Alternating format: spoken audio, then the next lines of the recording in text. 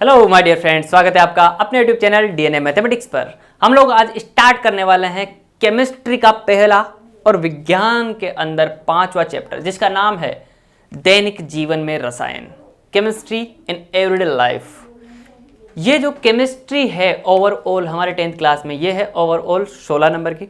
16 number में से जो आज हम लोग चैप्टर पढ़ने वाले हैं वो है 4 मार्क का। कितने नंबर का? ये 4 नंबर का चैप्टर है हमारा केमिस्ट्री इन एवरीडे लाइफ, दैनिक जीवन में रसायन। तो आइए स्टार्ट करते हैं। आप लोगों ने देखा होगा माय डियर फ्रेंड्स, रसायन क्या होते हैं? रसायन नाम सुना है आप लोगों ने? केमिकल्स थोड़ा बहुत सुन रखा होगा आपने कि रसायनों से ही सब सामान बनते हैं, रसायनों से सब सामान बनते हैं। रसायन होते क्या है आप लोग जानते हो? नहीं जानते। नहीं जानते हो तो अब देख लेते हैं। देखो जी, सुबह उठते हैं हम लोग, उठने के बाद ब्रश किया। ब्रश किससे किया? कोलगेट और ब्रश से। कोलगेट किससे बनी? रसायनों से। उसके बाद नहाए हम लोग। नहाने के लिए किसको यूज में लिया? साबुन को। साबुन क्या है? केमिकल से बनी है। उसके बाद क्या किया हम लोगों ने? बाइक उठाई, ऑफिस गए। ऑफिस के अंदर हम लोगों ने पेन यूज लिया। पेन के अंदर क्या भरी है? इंक। इंक क्या है? रसायन है। पेन कहाँ से बना है? प्लास्टिक से। प्लास्टिक कहाँ से बना है? रसायनों से। तो हमारे सारे जीवन के अंदर सुबह उठने से रात को सोने तक हम कई रसायनों का प्रयोग करते हैं। जैसे फेस वॉश ले रहे हैं हम लोग यूज में, हैंड वॉश यूज में ले रहे हैं, तो कई सारे रसायन हम लोग यूज में ले रहे हैं। और उन्हीं रसायनों के बारे में हमें आज पढ़ना है कि ये रसायन होते क्या है। इनमें किसको तो हम लोग अम्ल बोलेंगे, किसको क्षार बोलेंगे, वो सभी कुछ हम लोग देख लेते हैं। किसकी रिएक्शन करवाने से क्या प्रोडक्ट बनता है, किस किस ने अम्ल और क्षारों की थ्योरीज दी, कौन कौन ऐसा साइंटिस्ट था जिसने हमें अम्ल व क्षार के बारे में समझाया कि कैसे हमें डिफरेंशिएट करना है अम्ल और क्षार को, वो सभी हम लोग इस चैप्टर में पढ़ने वाले। तो देखिए जी, एक्चुअल में होता क्या है, शुरुआत के अंदर ये परंपरा थी, जो स्वाद में खट्टे होते हैं, जो स्वाद में खट्टा होता है सामान, उसको तो बोल दिया हम लोगों ने अम्ल, और जो स्वाद में कड़वा था उसको बोल दिया हम लोगों ने क्षार। जो स्वाद में खट्टे मतलब सोर थे उसको तो बोल दिया हम लोगों ने एसिड, और जो स्वाद में कड़वे थे उनको बोल दिया हम लोगों ने बेस।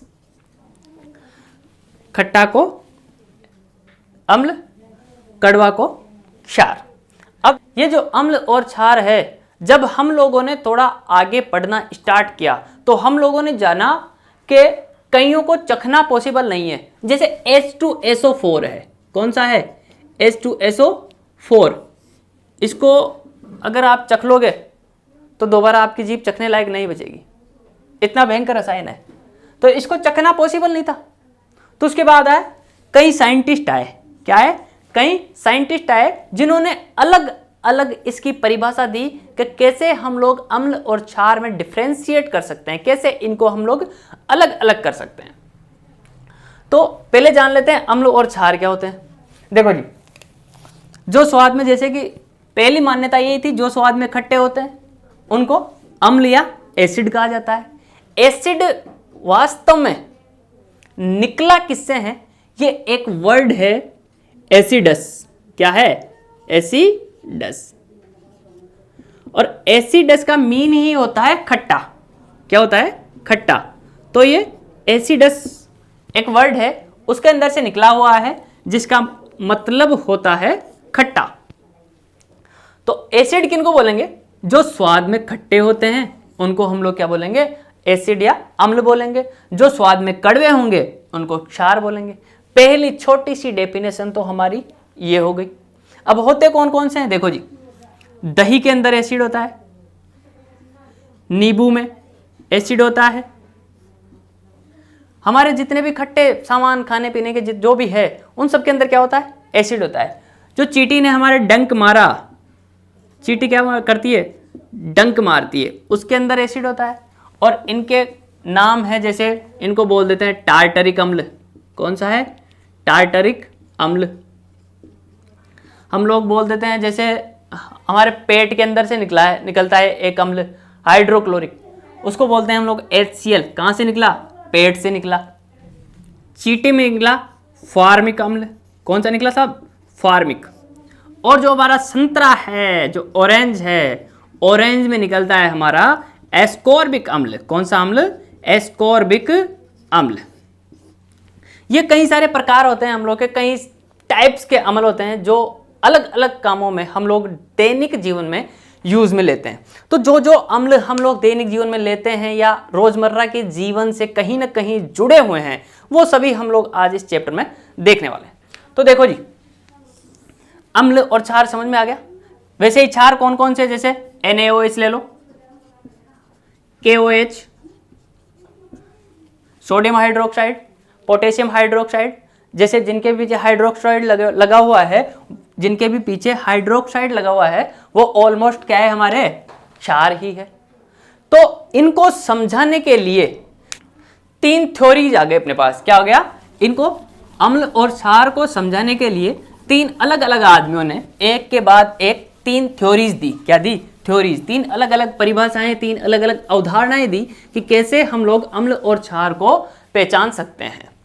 पहले आए हमारे आर्हीनियस। कौन आए? आर्हीनियस। दूसरे नंबर पे आए हमारे ब्रांस्टेड लोरी। कौन आए साहब? ब्रांस्टेड लोरी। तीसरे नंबर पे आ गए हमारे लुईस। कौन आ गए? लुईस। अब देखो जी हुआ क्या एक्चुअल में। आर्हीनियस, लोरी, लोरी के बाद में लुईस, इन्होंने एक परिभाषा दी। थोड़े दिनों बाद इनको लगा, ब्रांस्टेड लोरी को, कि इनकी परिभाषा में कुछ ना कुछ कमी रह गई, तो इन्होंने अपनी दूसरी परिभाषा दे दी। फिर आए साहब लुईस साहब, इनको लगा कि ब्रांस्टेड लोरी ने जो परिभाषा दी है उसके अंदर भी थोड़ी बहुत कमी रह गई, तो इन्होंने अपनी नई परिभाषा दे दी। तो देखो जी, ये जो आर्हीनियस आया, इसने बोला कि इसने परिभाषा दी जल में। किसमें? जल में। और इसने दी सूखे में। तो ये एक ऐसे बना सकते हैं हम लोग कि जल में बैठकर सूखे में नाचा। आर्हीनियस जल में, ब्रांस्टेड लोरी बैठकर, लुईस सूखे में नाचने लगा। अब देखो जी, इन्होंने क्या क्या अलग अलग परिभाषाएं दी। आर्हीनियस ने कहा कि कोई भी रसायन हो, अगर जल के अंदर अपघटित होकर या तो वो दे H+ आयन। क्या दे? H+ ion. अगर वो H+ आयन देता है तो वो हो जाएगा अम्ल। क्या हो जाएगा? अम्ल हो जाएगा। और अगर वो जल में अपघटित होकर हाइड्रोक्सिल आयन दे, कौन सा आयन? हाइड्रोक्सिल आयन, तो वो हो जाएगा हमारा क्षार। कोई पदार्थ है, उसको जल में डुबो दो, अगर वो H+ आयन देता है अपघटित होकर, तो वो हो जाएगा अम्ल।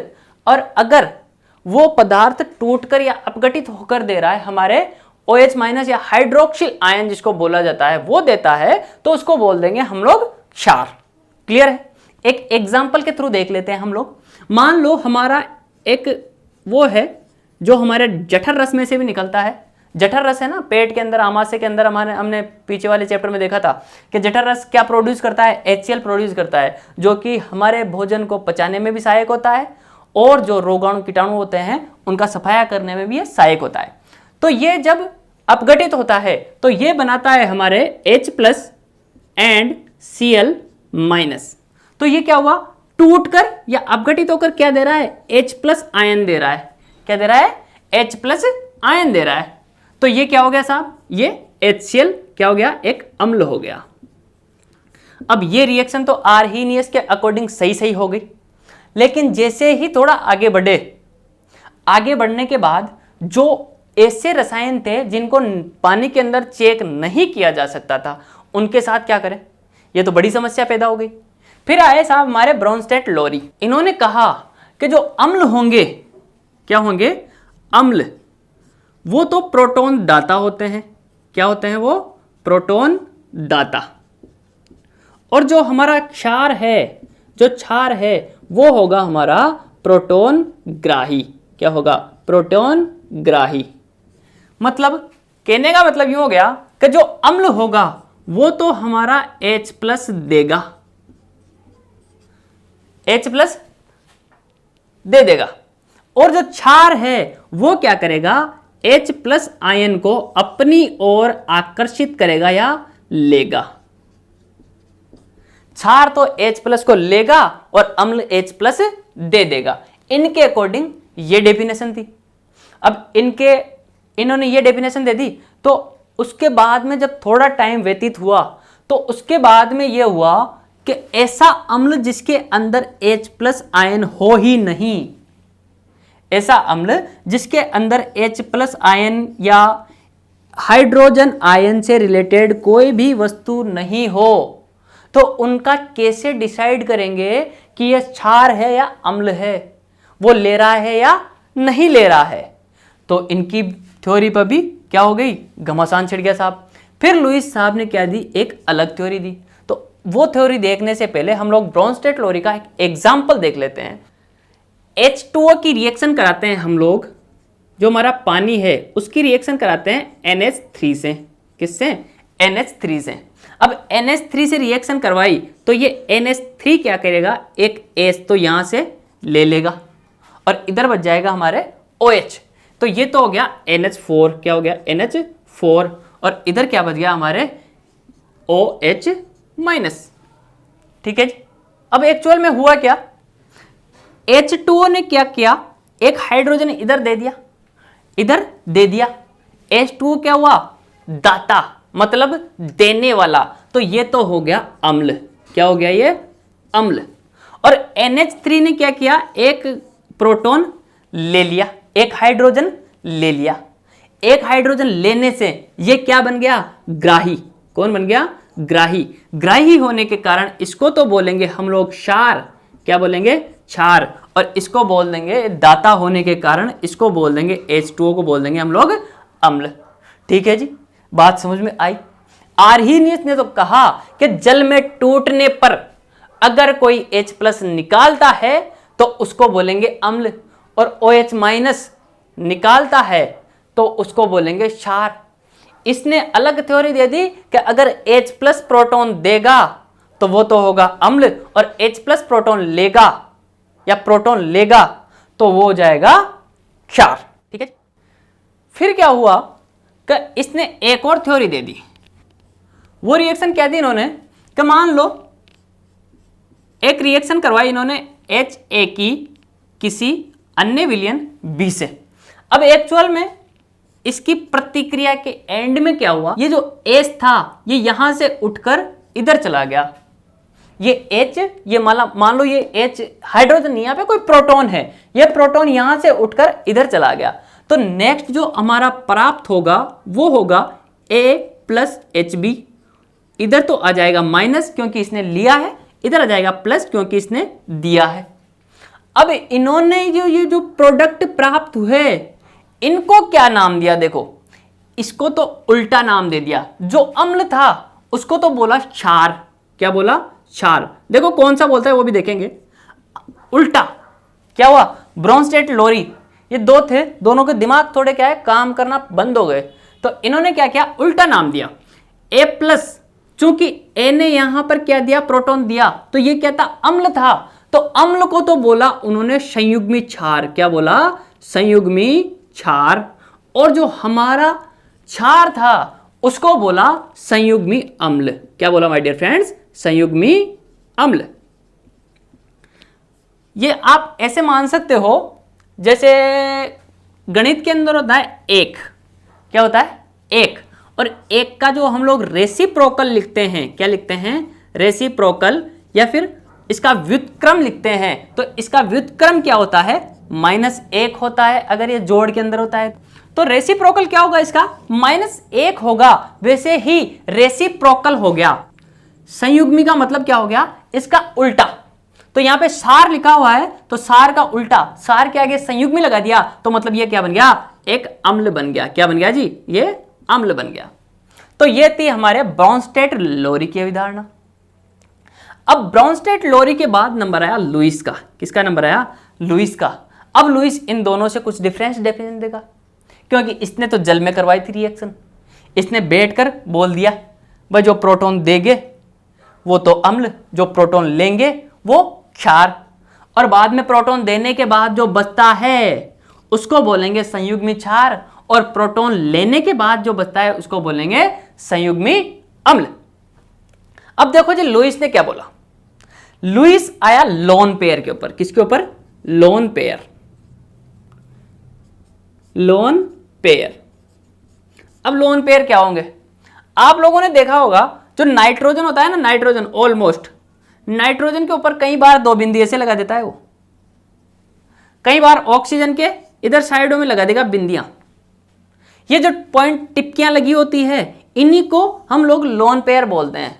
क्या? ये तो इसके पास लोन पेयर बैठा हुआ है, ये इसके पास ये दो बिंदियां क्या है, यूं मान लो कि 2 लाख का इसके ऊपर लोन चल रहा है। क्या चल रहा है? ये 2 बिंदियों का मतलब 2 लाख का इसके ऊपर लोन, और केमिस्ट्री के पास हम बोल देंगे इसके लोन पेयर।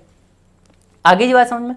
तो इन लुईस साहब का सिद्धांत इन लोन पेयर पे था, और ये बोल रहे थे कि जो इलेक्ट्रॉन लेता है, ये क्या है, इनसे उल्टा था। इधर तो दे रहा था, प्रोटॉन दे रहा था, लेकिन इसने क्या बोला कि जो भी पदार्थ इलेक्ट्रॉन लेगा वो तो होगा हमारा अम्ल, और जो पदार्थ इलेक्ट्रॉन देगा वो होगा क्षार। ठीक है जी? मतलब जो इलेक्ट्रॉन को डोनेट करेगा, यहां पे उल्टा हो गया मामला, जो इलेक्ट्रॉन डोनेट करेगा वो तो हो गया क्षार, और जो इलेक्ट्रॉन खींचेगा अपनी तरफ वो हो गया अम्ल। इसने इससे उल्टी दे दी, क्योंकि इसमें प्रोटॉन था और इसमें इलेक्ट्रॉन है। आगे बात समझ में? तो माय डियर फ्रेंड्स, हम लोगों ने देखा कि 3 साइंटिस्ट आए। पहला आया आर्हीनियस, दूसरा आया हमारे ब्राउनस्टेट लोरी, और तीसरा आया हमारा लुईस, या जिसको इंग्लिश में बोला जाता है लेविस। तो इनको किस प्रकार से याद रख सकते हैं हम लोग? ABLL। क्या याद रख सकते हैं? ABLL, Arrhenius, Bronsted, Lowry and Lewis. तो ये ABLL ने क्या रिएक्शंस दी? देखो जी, ये जो आर्हीनियस था ये कह रहा था हमारे से कि अगर कोई पदार्थ जल में विघटित होता है और विघटित होके वो हमारे को H+ आयन देता है तो वो तो है अम्ल, और OH- आयन देता है, हाइड्रोक्सिल आयन देता है, तो वो क्या हो गया? वो हो गया हमारा क्षार। क्या हो गया जी? क्षार। ऊपर वाला तो हो गया अम्ल और नीचे वाला हो गया क्षार। इनसे रिलेटेड कुछ रिएक्शंस देख लेते हैं हम लोग, वो कुछ इस तरीके से हैं। देखे, जैसे पहले अम्ल की देख लेते हैं हम लोग। अम्लों की क्या क्या रिएक्शन हमारे बुक के अकॉर्डिंग है वो देख लेते हैं। पहली रिएक्शन है हमारी HNO3, नाइट्रिक अम्ल। नाइट्रिक अम्ल को जब हम लोग जलीय विघटित करते हैं, जिसको जल में विघटित करते हैं, तो ये बन जाता है हमारा H+, तो ये रिलीज कर देता है, और उसके बाद बच जाता है यहाँ पे NO2-। तो यहाँ पे क्या हो गया? H+ क्या हो गया? बाहर निकल रहा है, तो ये क्या हो जाएगा? एक अम्ल हो जाएगा। Okay my dear friends. दूसरा है हमारा H2SO4, H2SO4, जिसको बोला जाता है सल्फ्यूरिक अम्ल, और इसको अम्लों का राजा बोला जाता है। जब इसको जलीय विघटित करवाया जाएगा तो इससे निकलेगा 2H+ प्लस SO4-2। अब देखो जी, यहां पर ये -2 क्यों आया? क्योंकि यहां पर 2 हाइड्रोजन रिलीज हो रहे हैं। कितने रिलीज हो रहे हैं?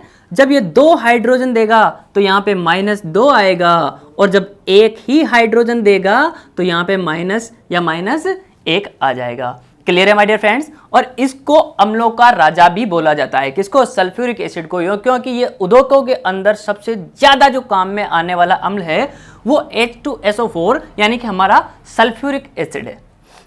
Next my dear friends, H2CO3, जब ये है कार्बोनिक अम्ल। क्या है?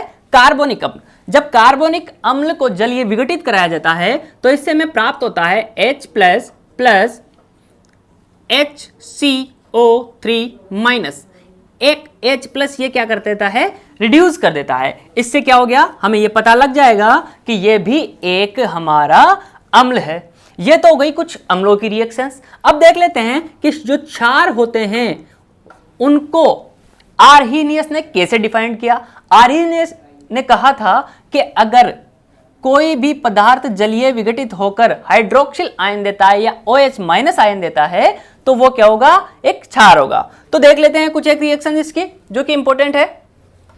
पहली है KOH, पोटेशियम हाइड्रोक्साइड को जब हम लोग जलीय विघटित करेंगे तो इससे हम लोगों को प्राप्त होगा K plus and OH minus. ये किसमें, एक्वस में प्राप्त होगा, मतलब जलीय विलयन में प्राप्त होगा। इसलिए इनके नीचे एक्वस भी लगा देते हैं। क्या लगा देते हैं my dear friends, aqueous. Aqueous मतलब जलीय विलयन। दूसरी एक रिएक्शन एक और देख लेते हैं, NaOH, जब इसको सोडियम हाइड्रोक्साइड को जब जलीय विघटित कराया जाता है तो इससे प्राप्त होता है Na प्लस OH माइनस। यहां भी एक हाइड्रोक्सिल आयन मुक्त होता है, इसलिए इसको भी क्या बोलेंगे हम लोग, क्षार बोलेंगे। नेक्स्ट है हमारी रिएक्शन, वो है CaOH2। जब इस कैल्शियम हाइड्रोक्साइड को हम लोग जलीय विघटित कराएंगे तो इससे प्राप्त होता है हमें Ca प्लस O2OH माइनस। यहां पे दो हाइड्रोक्सिल आयन रिमूव होते हैं, मतलब रिलीज होते हैं। और ये देखो यहां पे क्या है, कुछ ना कुछ हट रहा है, कुछ ना कुछ बाहर जा रहा है। तो ये क्या हो गई, ऊष्माक्षेपी रिएक्शन, जिनमें ऊष्मा निकल रही है, इसलिए इसको क्या बोलेंगे, ऊष्माक्षेपी रिएक्शन। एक और देख लेते हैं हम लोग, अमोनियम जो हाइड्रोक्साइड है NH4OH, जब इसको जलीय विघटित कराया जाएगा तो इससे प्राप्त होगा हम लोगों को NH4 प्लस OH माइनस। यहां भी एक हाइड्रोक्सिल आयन रिलीज होता है। तो ये सारे तो हो गए हमारे क्षार और ये सारे हो गए हमारे अम्ल। ये किसके अकॉर्डिंग थे, हमारे आर्हीनियस के अकॉर्डिंग। नेक्स्ट देखते हैं हमारा ब्रोंस्टेड लोरी। कौन सा है my dear friends, Bronsted Lowry. Bronsted Lowry ने क्या कहा था कि अगर कोई भी प्रोटॉन दाता है, कौन, प्रोटॉन दाता, तो वो होगा हमारा अम्ल। और कोई भी अगर प्रोटॉन ग्राही है, क्या है जी, प्रोटॉन ग्राही है तो वो होगा हमारा क्षार। मतलब अगर H प्लस देता है तो वो तो हो गया अम्ल, और H प्लस अगर लेता है तो वो हो गया हमारा क्षार। तो इसके भी दो तीन रिएक्शन देख लेते हैं हम लोग। Ha प्लस B, जब इसको रिएक्ट करवाया जाता है तो मान लो हमें प्राप्त होता है A माइनस प्लस, ये H यहां से हटा और इसके साथ आ जाएगा, तो ये हो गया HB माइनस, सॉरी प्लस, क्योंकि ये उठ के यहां पे आया। तो ये क्या हो गया, ये तो देखो हाइड्रोजन, यहां से हाइड्रोजन इससे ये बंध टूट के ये यहां पे ये बॉन्ड जा रहा है। तो ये तो क्या हो गया, देने वाला। ये सारा तो क्या हो गया, देने वाला। और ये क्या हो गया, लेने वाला। तो इसके अकॉर्डिंग, ब्रोंस्टेड लोरी के अकॉर्डिंग, ये देने वाला है तो ये तो हो गया अम्ल, और ये लेने वाला है तो ये हो गया हमारे क्षार। और जो हम लोगों को ये प्राप्त हुए, इनको उसने थोड़ा उल्टा बोल दिया कि जैसे भी जो कि ये अम्ल था वो टूटने के बाद बन जाता है संयुग्मी क्षार। क्या बन गया, संयुग्मी क्षार। और ये जो क्षार था, ये बॉन्डिंग होने के पश्चात इसको बोल दिया उन्होंने संयुग्मी अम्ल। संयुग्मी अम्ल, यहां पे ये संयुग्मी मतलब से क्या है कि जैसे मैथ्स के अंदर हम लोग रेसिप्रोकल देखते हैं। क्या देखते हैं माय डियर फ्रेंड्स, रेसिप्रोकल, या जिसको बोला जाता है व्युत्क्रम। क्या बोला जाता है, व्युत्क्रम। जैसे मान लो +2 का व्युत्क्रम क्या होगा, -2। अगर +2 में मैं -2 जोड़ दूंगा तो वो 0 आ जाएगा। तो ये इसका क्या हो गया, उल्टा हो गया, ये इसका व्युत्क्रम हो गया। वैसे ही केमिस्ट्री की लैंग्वेज में इनके अकॉर्डिंग क्षार का व्युत्क्रम क्या होता है, अम्ल। अगर क्षार में अम्ल मिलाएंगे तो वो बराबर होके दोनों मिलके क्या रिलीज कर देंगे, लवण, और या तो H2O रिलीज कर लेंगे या कुछ और रिलीज कर देंगे। तो ये संयुग्मी क्या हो गया, संयुग्मी से यहां हमारा मतलब हो गया कि इसका उल्टा। अम्ल का जो उल्टा है वो क्या होगा, संयुग्मी क्षार हो जाएगा। ठीक है जी, एक रिएक्शन देख लेते हैं इसकी भी कि H2O जल की जब रिएक्शन करवाई हम लोगों ने NH3 अमोनिया के साथ, तो इससे देखो जी क्या मिला हमने को, NH4 प्लस OH माइनस। अब देखो जी यहां पे ये तो हो गया हमारे अमोनिया। अमोनिया क्या कर रहा है, एक हाइड्रोजन लेता है, मतलब एक प्रोटॉन ग्राही हो गया। ये क्या हो गया, प्रोटॉन ग्राही। और ये देखो H2O ने क्या किया, एक हाइड्रोजन डोनेट कर दिया, तो ये क्या हो गया, प्रोटॉन दाता। ये क्या हो गया, प्रोटॉन दाता। अब इसने प्रोटॉन दिया है तो ये कौन सा हो गया, अम्लीय। कौन सा हो गया जी, अम्लीय। और इसने प्रोटॉन लिया है तो ये कौन सा हो गया, हमारे क्षार। अब इधर जो ये आयन बने इसको तो बोलेंगे हम लोग संयुग्मी क्षार। क्या बोलेंगे, संयुग्मी अम्ल। सॉरी, ये इधर क्षार था, इधर प्रोटॉन ले लिया, प्रोटॉन लेने के बाद ये क्षार क्या बन जाएगा, संयुग्मी अम्ल। और प्रोटॉन देने के बाद ये अम्ल क्या बन जाएगा, हमारे संयुग्मी क्षार। क्या बन जाएगा, संयुग्मी क्षार। तो ये थी हमारे ब्रोंस्टेट लोरी की संकल्पना।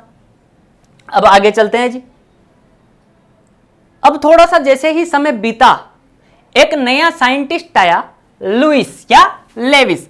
इन्होंने कहा कि जो ब्रोंस्टेट लोरी ने अवधारणा दी वो SO2 और CO2 आदि पर फिट नहीं बैठ रही है, जैसे कि SO2, CO2 इन पर, और BF3 एक और होता है बोरोन से रिलेटेड, तो इन तीनों पर ये फिट नहीं बैठती साहब, क्योंकि इनके अंदर तो हाइड्रोजन है ही नहीं, तो ये कहां तो देंगे और कहां लेंगे, तो इनके ऊपर फिट नहीं बैठ रही। तो इन्होंने, लुइस साहब ने क्या किया, इलेक्ट्रॉन के ऊपर अपनी एक नई डेफिनेशन दे दी। किसके ऊपर, इलेक्ट्रॉन के ऊपर। और वो क्या था कि जो भी इलेक्ट्रॉन लेगा, जो इलेक्ट्रॉन लेगा मतलब जो इलेक्ट्रॉन ग्राही होगा वो तो होगा जी हमारा अम्ल, और जो भी इलेक्ट्रॉन देगा या जो दाता होगा वो होगा हमारा क्षार। तो इसकी अवधारणा देख लेते हैं अब हम लोग, इनकी एक रिएक्शन देख लेते हैं हम लोग। BF3 plus NH3। अब हमारे को मालूम है कि N पे क्या होता है जी, लोन पेयर होता है, और इनकी लुइस की जो अवधारणा थी वो इसी लोन पेयर पर डिपेंड करती है। तो इनके अकॉर्डिंग जो भी लोन पेयर लेगा, जो भी लोन पेयर लेगा वो तो हो जाएगा जी अम्ल, और जो लोन पेयर देगा वो हो जाएगा क्षार। ठीक है, ये प्रोटॉन वाले से जस्ट अपोजिट हो गया। इसमें प्रोटॉन ले रहा था तो वो कौन सा था, क्षार था, लेकिन इसमें जो प्रोटॉन ले रहा है वो कौन सा होगा, अम्ल होगा। ठीक है जी। अब यहां पे ये लोन पेयर क्या होगा, BF3 ले लेगा। मान लो इसको यूं लिख सकता हूं मैं, F3B। इसने क्या किया, बोरोन ने यहां से नाइट्रोजन से क्या किया, लोन पेयर अपनी ओर अट्रैक्ट कर लिया और नया प्रोडक्ट ये बन गया। तो इनके अकॉर्डिंग, लेविस के अकॉर्डिंग, ये तो कौन सा था, अम्ल था, और ये वाला कौन सा था, ये क्षार था। क्लियर है जी। वैसे ही इन्होंने, लेविस ने कई अम्ल और क्षारों के एग्जाम्पल दिए जिनको हम लोग लेविस क्षार या फिर लेविस अम्ल बोला जाता है। जैसे लेविस क्षार या फिर लेविस एसिड के कुछ एग्जाम्पल्स है हमारे। जैसे वो एग्जाम में पूछ लेता है कि इनमें से लेविस अम्ल बताइए या लेविस बेस बताइए, तो एक दो देख लेते हैं हम लोग कौन कौन सो को हम लोग लेविस अम्ल बोलते हैं। तो लेविस के अकॉर्डिंग क्या था कि जिनमें या तो इलेक्ट्रॉन की कमी हो या फिर उनके ऊपर पॉजिटिव चार्ज लगा हो तो वो लेविस अम्ल कहलाते हैं। जैसे एक तो पहला हो गया, हमने देख लिया कि एक तो हो गया BF3, दूसरा हो गया AlCl3, तीसरा हो गया Mg+2 और चौथा है Na+2। ये तो हमारे बुक के हैं, और इनके अलावा भी कई और एग्जाम्पल्स ऐसे हैं जिनको लेविस एसिड बोला जाता है, जिनके अंदर या तो ऊपर पॉजिटिव चार्ज होता है या फिर जिनमें इलेक्ट्रॉन की कमी होती है। ठीक है जी माय डियर फ्रेंड्स। वैसे ही हमारे कुछ एक होते हैं लेविस बेस। क्या होते हैं, लेविस बेस। इनके अंदर क्या होता है, या तो नेगेटिव ऊपर चार्ज रहता है या फिर जिनमें इलेक्ट्रॉन की अधिकता रहती है। क्या रहती है? इलेक्ट्रॉन की अधिकता होती है, उनको बोला जाता है जी लेविस बेस। और लेविस बेस कौन कौन से हमारे? जैसे H2O, H2O, इसमें O के ऊपर, ऑक्सीजन के ऊपर 2 लोन पेयर रहते हैं, तो ये कौन सा हो गया? लेविस बेस हो गया। दूसरा ले लेते हैं हम लोग NH3, जो हम लोगों ने अभी देखा था, इसमें नाइट्रोजन के ऊपर लोन पेयर था, तो ये भी क्या हो गया? लेविस बेस हो गया। तीसरा मान लो OH माइनस एंड चौथा मान लो Cl माइनस, इनके ऊपर नेगेटिव चार्ज है, मतलब इनमें इलेक्ट्रॉन की अधिकता है, इसलिए ये भी क्या हो जाएंगे? लेविस बेस हो जाएंगे। इनके अलावा भी कई सारे लेविस बेस थे, तो ये हो गए हमारे लेविस बेस। तो ये तो हो गई हमारे अम्ल और क्षारों को पहचानने से रिलेटेड 3 थ्योरियां। कौन कौन सी? ABLL, Arrhenius, Bronsted, Lowry and Lewis. अब देख लेते हैं माय डियर फ्रेंड्स कि अम्ल और क्षारों के क्या यूज है और क्या इनके अंदर डिफरेंस है, या इनको डिफरेंशिएट कैसे करते हैं हम लोग। नेक्स्ट देखते हैं माय डियर फ्रेंड्स, हम लोग अम्ल व क्षारों के बीच में अंतर देखते हैं जी। इनके बीच में मोस्टली क्या अंतर है? इधर लिख देता हूं मैं एसिड, इधर लिख देता हूं बेस। पहला अंतर तो ये हो गया कि अम्ल तो खट्टे होते हैं। कौन से होते हैं? खट्टे होते हैं। और बेस जो होते हैं या तो स्वाद के अंदर कड़वे होते हैं, या फिर ये स्वाद के अंदर थोड़े तीखे होते हैं। कैसे होते हैं? तीखे। जैसे अम्ल है हमारा, नींबू के अंदर, संतरे के अंदर अम्ल होता है, तो ये एक्चुअल में कैसे लगते हैं? खट्टे लगते हैं। दूसरा है हमारा साबुन जो है बेस है, और साबुन कैसा लगता है? कभी चख के देखा होगा आप लोगों ने घर पे, वो कैसा होता है? हमें स्वाद में कड़वा लगता है। दूसरा है हमारा जो लिटमस पेपर है, इनको टेस्ट करने की एक इतनी सी स्ट्रिप आती है कागज की, अगर उसको अम्ल के अंदर डुबोएंगे और वो गलती से लाल हुई तो लाल ही रहेगी, लेकिन गलती से मार्ट साहब ने क्या करी? नीली पट्टी इस अम्ल में डुबो दी, तो वो नीली भी लाल हो जाएगी। तो ये क्या करते हैं? अम्ल नीले लिटमस पेपर को किसमें कन्वर्ट कर देते हैं? ये नीले को लाल में बदल देते हैं। और ये जो क्षार है, ये क्या करते हैं? जो लाल लिटमस पेपर होता है, इसको नीले में बदल देते हैं। ठीक है जी, दूसरा ये डिफरेंस हो गया। तीसरा कौन सा डिफरेंस है? ये तो जो अम्ल है वो H+ आयन देते हैं, H+ आयन देते हैं, और ये क्या करते हैं? OH- आयन देते हैं। कौन सा देते हैं? OH- आयन देते हैं। किसके बाद? जलीय अपघटन के बाद, आर्हीनियस के अकॉर्डिंग। चौथा है ब्रोंस्टेड, लोरी ने क्या कहा था कि ये तो प्रोटॉन दाता है। कौन है? प्रोटॉन दाता। और ये क्या करते हैं साहब? ये हैं हमारे प्रोटॉन ग्राही। कौन से हैं जी?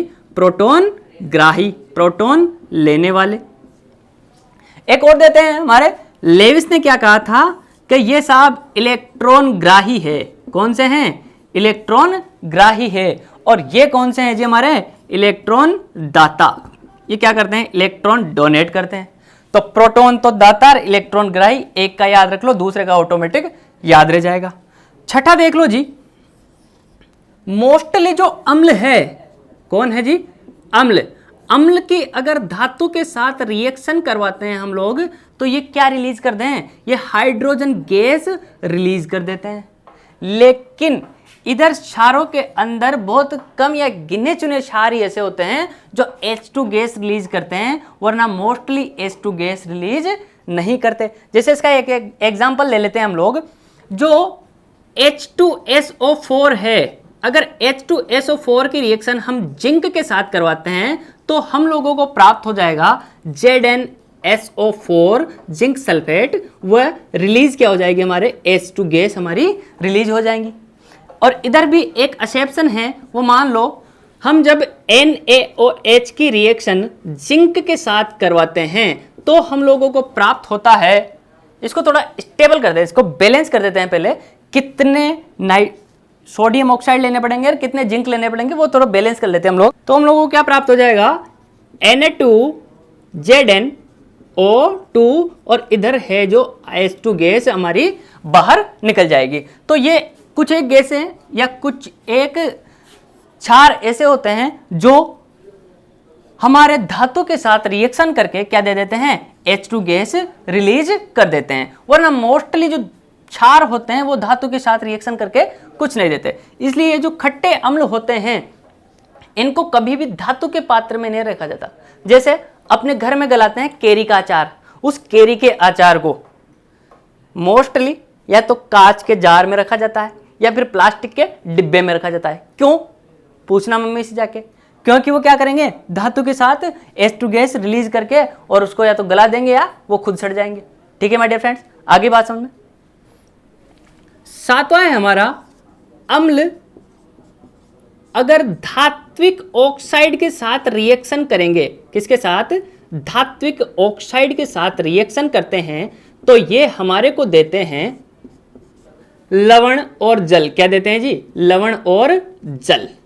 एक रिएक्शन देख लेते हैं इसकी भी, जो हमारे बुक के अंदर दे रखी है। वो है कि मान लो अगर हम लोग CuO कॉपर ऑक्साइड की रिएक्शन करवाते हैं हम लोग 2HCl के साथ, तो हम लोगों को प्राप्त होगा CuCl2 प्लस H2O। कौन सा? ये तो हो गया हमारा लवण। और चूंकि ये अम्ल के साथ रिएक्शन करके बना है तो ये कौन सा होगा? ये होगा क्षारीय प्रवृत्ति का। कौन सा होगा माय डियर फ्रेंड्स? ये क्षारीय प्रवृत्ति का हो जाएगा। इधर के साइड में देखें हम लोग तो क्या होगा, जो क्षार है वो किसके साथ रिएक्शन करेंगे? अधात्विक के साथ। किसके साथ? अधात्विक ऑक्साइड के साथ जब रिएक्शन करेंगे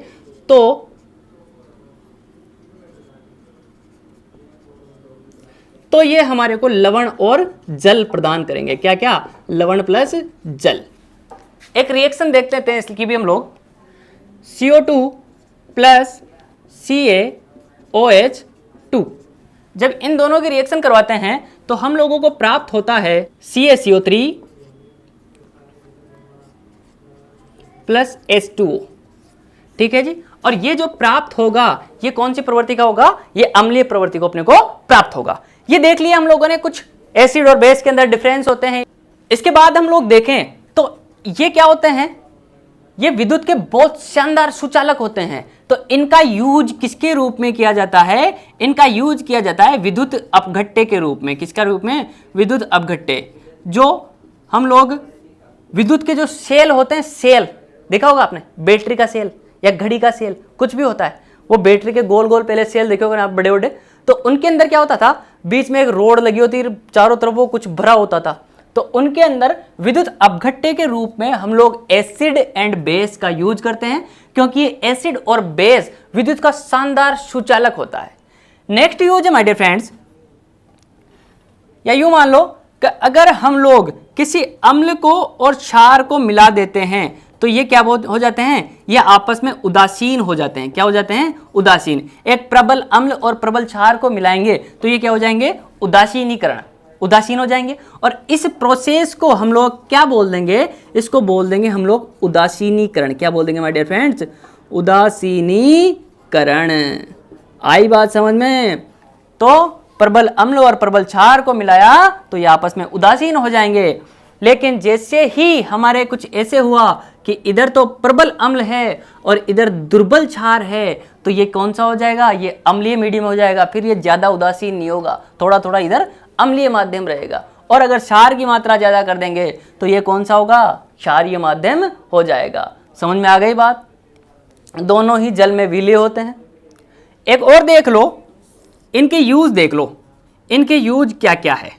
अम्ल और क्षार के खूब सारे यूज होते हैं और मोस्टली ये जो डिफरेंस करने वाला और ये यूज वाला है ना क्वेश्चन, ये आपके मोस्टली क्वेश्चन एग्जाम में पूछा ही जाता है। तो इसको तो रट लो आप, 2 नंबर में आने ही वाला है। ये 4 लाइन रटनी है, कोई सी भी 4 रट लो। अब देखो अपन लोगों ने 7 लिख लिए, कोई सी भी 4 रट लो, पक्का आने वाला है 2 नंबर में। एक बात याद रख लीजिए आप लोग, जो हम लोगों को पेड़ पौधों से प्राप्त होते हैं अम्ल या क्षार, उनको तो बोला जाता है कार्बनिक। क्या बोला जाता है? कार्बनिक। और जो पेड़ पौधों से प्राप्त नहीं होते, हम बनाते हैं, उनको क्या बोला जाता है? अकार्बनिक। याद रहेगा। और इनका कई जगह पे माय डियर फ्रेंड्स यूज किया जाता है। जैसे मोस्टली उद्योगों के अंदर सारा काम ही इन्हीं रसायनों का या फिर अम्ल क्षार का होता है। जैसे सुबह उठे थे हम लोग, कोलगेट कर रहे थे, किससे बनी हुई थी? अम्ल क्षारों से बनी हुई थी। साबुन लगा रहे थे, कौन था? क्षार था। आ गया यूज। सोने चांदी के आभूषणों को धोने के अंदर हम किसका यूज करते हैं? HNO3 का, नाइट्रिक अम्ल जो है। दूसरा, हमारे खेतों में जो आप लोग खाद बीज डालते हो, खाद जो देसी वो बन के आती है कट्टों में पैक, उसके अंदर भी क्या होता है HNO3 या नाइट्रिक अम्ल। उर्वरक के रूप में किसका यूज लेते हैं हम, नाइट्रिक अम्ल का। चौथा एक और है एक्वारेजिया, नाम सुना होगा आपने, क्या एक्वारेजिया।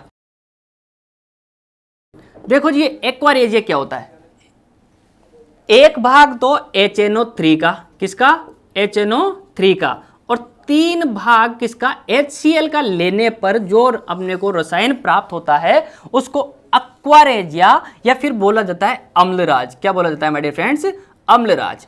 अब देखो जी इसका यूज भी सुनो, ये क्या करता है, सोने को ही गला देता है। आपके सोने के आभूषण है ना, उनको गला देता है। आप लोगों ने देखा होगा, मैं क्या टोंक डिस्ट्रिक्ट से बिलोंग करता हूँ, और हमारी तरफ एक प्रजाति ऐसी रहती है जो सोने का नकली धंधा करती है। क्या करती है, सोने का, नकली सोने का धंधा करती है। वो क्या करेंगे, आपके घर पे आएंगे, आपसे बोलेंगे माँ जी आपका सोना धुलवा लो, पुराना हो गया होगा, उसको धुलवा के साफ करवा लो।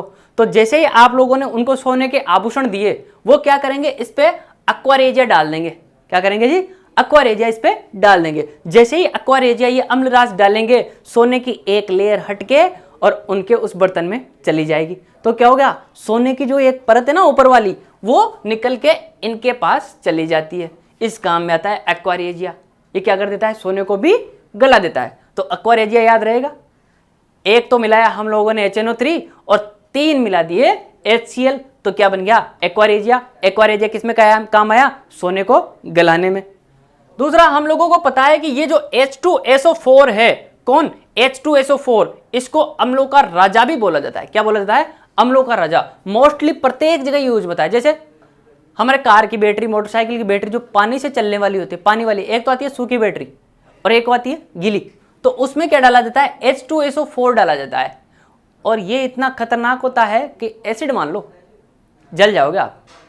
अगर इसको गलती से टेस्ट कर लिया ना आप लोगों ने, तो दोबारा टेस्ट करने लायक नहीं बचोगे। वो है H2SO4। और इसी H2SO4 से किसी देश की औद्योगिक प्रगति को मापा जाता है। किसको, औद्योगिक जो प्रगति है कि कितना देश उद्योगों में विकास कर रहा है, वो किससे नापा जाता है, हमारे सल्फ्यूरिक एसिड या H2SO4 से। किसी देश में जितनी ज्यादा H2SO4 की खपत होगी, इसका यह मतलब हुआ कि वहां पे वो देश उद्योगों के अंदर इतना ही ज्यादा टॉप मोस्ट लेवल पर है। तो याद रहेगा, उद्योग मतलब H2SO4। कुछ भी ले लो, H2SO4 लिख देना है। उद्योगों से रिलेटेड कुछ भी, जैसे कार की बैटरी या फिर मोटरसाइकिल में जो भी बैटरियां लगी होती है ना, उनमें क्या डाला जाता है, H2SO4 डाला जाता है। एक और क्या है जी, हमारे पेट में कब्ज हो जाती है। वो कब्ज किसके कारण होते हैं, हमारे पेट में से HCl निकलता है। क्या निकलता है, HCl, हाइड्रोक्लोराइड, और उसके कारण वो अम्लीय होता है। तो हमारे पेट का डाइजेशन वो खराब कर देता है। जब लिमिटेड निकले तो ठीक है, लिमिटेड निकलता है तो वो उसी का काम करता है। लेकिन जैसे ही थोड़ा सा उसकी फैक्ट्री ओवरफ्लो हुई, तो हमारे क्या पेट में क्या हो जाएगी, एसिडिटी हो जाएगी। क्या हो जाएगी, एसिडिटी। और इस एसिडिटी को मिटाने के लिए मोस्टली हम लोग क्या करेंगे, एसिड को कौन खत्म करेगा, बेस उदासीन करेगा। तो हम लोग एक बेस होता है कौन सा, MgOH2। कौन सा होता है, MgOH2, जिसको बोला जाता है मिल्क ऑफ मैग्नीशिया या फिर मैग्नीशियम हाइड्रोक्साइड, जिसको क्या बोला जाता है, मिल्क ऑफ मैग्नीशिया। इसको जब हम लोग पी लेंगे किसी के थ्रू, जो आपका इनो आता है उसके अंदर क्या होता है, मिल्क ऑफ मैग्नीशिया, तो इससे ये एसिडिटी खत्म हो जाती है, भाग जाती है। दैनिक जीवन में आप लोग देख लो कि हमारा जो संगमरमर होता है, कौन सा होता है, संगमरमर, जो उसको वो पत्थर आपके घरों में लगा होगा, संगमरमर, संगमर और मर्जा। ये संगमरमर को क्या बोलते हैं, CaCO3। क्या बोला जाता है माय डियर फ्रेंड्स, CO3। और ये मोस्टली घरों में देखा जाता है। जो हमारा ताजमहल है वो किससे बना है, संगमरमर से। उसके अंदर क्या लगा हुआ है, यही CaCO3 लगा हुआ है। तो किसी की याद में मरना हो तो CaCO3 याद रखना है। क्लियर रहेगा माय डियर फ्रेंड्स। इसी के साथ ये टॉपिक हमारा खत्म होता है और नेक्स्ट टॉपिक पीएच स्केल है हमारा। कौन सा है, पीएच स्केल, जो कि हम लोग नेक्स्ट वीडियो में हम लोग देखेंगे, देखना नहीं भूलिएगा। बीएड के जो भी स्टूडेंट्स तैयारी कर रहे हैं, हमारी एक वेबसाइट है rahadeducation.com। क्या है माय डियर फ्रेंड्स, rahadeducation.com। उस पर जरूर विजिट करें। Thank you very much. Video पसंद आई हो तो लाइक एंड सब्सक्राइब जरूर करें।